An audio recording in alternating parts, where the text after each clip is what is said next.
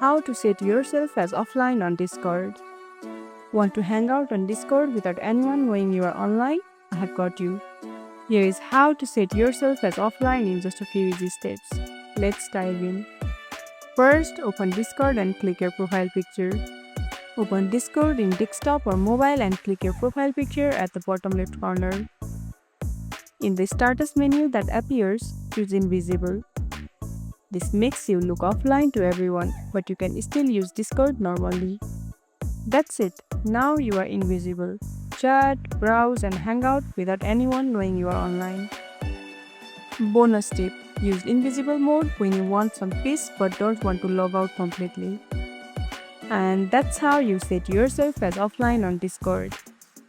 If you found this tutorial helpful, don't forget to like, subscribe, and comment. When do you usually use invisible mode? Tap the bell icon so you never miss an update. See you next time for more Discord tips.